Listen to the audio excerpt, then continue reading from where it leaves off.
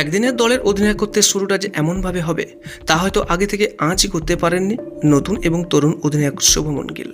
অস্ট্রেলিয়ার সামনে প্রথম ম্যাচেই ভারতীয় ব্যাটিং অর্ডারের ধস দেখল ক্রিকেট বিশ্ব। আর 224 দিন পর দেশের জার্সিতে ফিরলেন ঠিকই রোহিত শর্মা এবং বিরাট, কিন্তু রান পেলেন না দুজনেই। তবে অনেক দিনের পর এই একটি ম্যাচ দিয়ে অবশ্য রোহিত শর্মা ও বিরাট কোহলির তুলনা করা যায় না। রোহিত শর্মা 8 রান এবং বিরাট কোহলি 0 করে ব্যাবিলনের পথে ফিরেছেন ঠিকই, কিন্তু বাকি ম্যাচগুলিতে হয়তো তার সুদে আসলে ওসুল করবেন তারা। এদিন রান পেলেন না শুভমন গিলও, তবে হ্যাঁ, 4 বার বৃষ্টির জন্য খেলা বন্ধ করতে হয়েছে। ফলে এই খারাপ আবহাওয়াকেই অস্ট্রেলিয়ার পেসাররা দারুণ কাজে লাগিয়েছে। আর বৃষ্টির কারণে 50 ওভারের খেলা কমে দাঁড়ালো 26 ওভারে।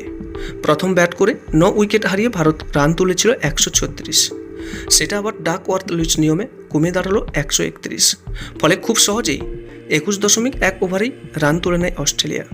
আর 7 উইকেটে জিতে সিরিজেও এগিয়ে গেল মিচেল মার্শেরা। এবং 224 দিনের অপেক্ষা করার পর যাদের খেলা দেখার জন্য ভারতীয় সমর্থকরা মুখিয়েছিলেন, যাদের খেলা দেখে মনকে একটু স্বস্তিতে রাখবেন ভেবেছিলেন, সেই রোহিত আর সেই বিরাট সকলকে হতাশ করলেন।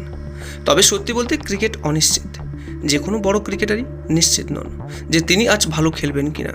তাই আজ 0 রানে বিরাট আউট হয়েছেন ঠিকই, কিন্তু তিনি পুষিয়ে নেবেন বাকি ম্যাচগুলিতে, কারণ সেই ক্ষমতা আর আত্মবিশ্বাস বিরাট কোহলির মধ্যে রয়েছে।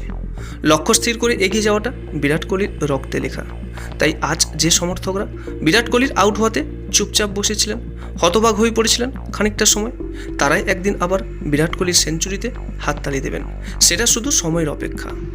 শুধু এমনি রোহিত শর্মাকে হিটম্যান উপাধি দেওয়া হয়নি, কিংবা বিরাট কোহলিকে চেস মাস্টার উপাধিটাও তার কর্মের উপর ভিত্তি করেই দেওয়া হয়েছে। তাই দুজনেই ভারতীয় ক্রিকেটের 2 স্তম্ভ আর দলের মেরুদণ্ড। ভিডিওটি ভালো লাগলে একটা লাইক করবেন এবং আপনার কাছের মানুষদের কাছেও শেয়ার করবেন। এবং নিয়মিত এরকম আপডেট পেতে আমাদের এই চ্যানেলটিকে অবশ্যই সাবস্ক্রাইব করে রাখুন। সর্বদা সুস্থ থাকবেন এবং ভালো থাকবেন। নমস্কার।